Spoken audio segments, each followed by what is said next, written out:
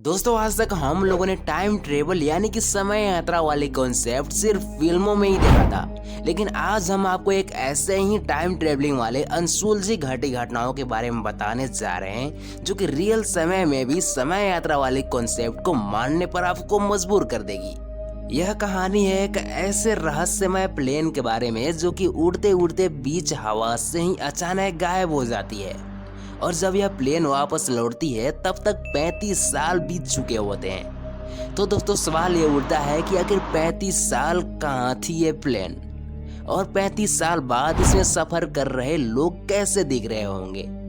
तो आइए जानने का प्रयास करते हैं इस रहस्यमय प्लेन के बारे में। Wind shear, wind shear, wind shear. Terrain, terrain.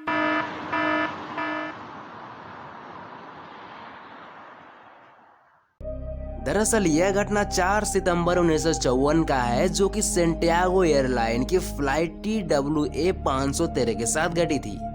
यह घटना इतनी ज्यादा डरावनी और रहस्यमय थी कि इस घटना को दुनिया के सामने आने से पूरी तरीके से रोका गया। इसके बावजूद भी यह खबरें दुनिया में लगे आग की तरफ फैल गई।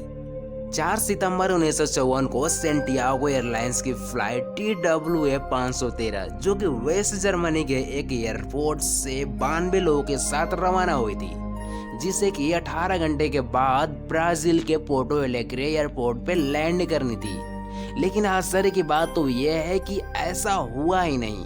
विमान तो उड़ान भरी जरूर थी, लेकिन आसमान में ही देखते देखते गायब हो गया। लाख कोशिश करने के बावजूद भी इस विमान से कोई संपर्क ही नहीं हो पाया।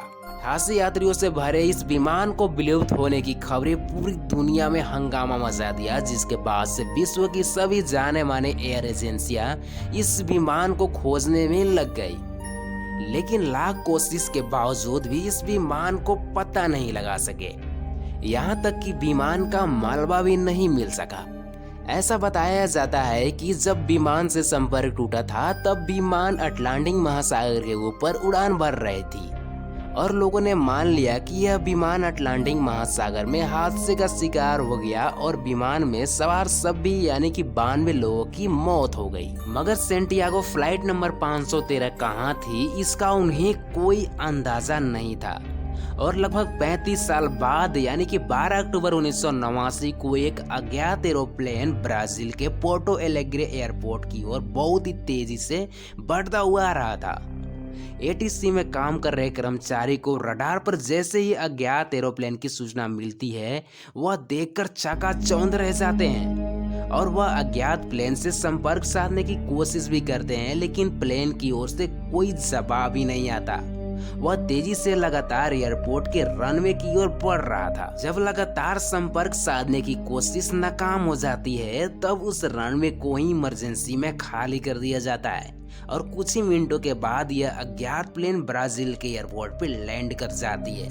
उसके बाद ATC के अधिकारी और कर्मचारी तुरंत ही अपने ऑफिस से बाहर निकल रनवे की ओर भागते हैं। वहां पर पहुंचकर उन्होंने प्लेन को देखा तो उनके पैरों तले जमीन ही खिसक गया, क्योंकि जिस प्लेन को उन्होंने देखा वह सेंटियागो एयरलाइंस कंपनी की थी, और यह कंपनी 1956 में ही बंद हो चुकी थी।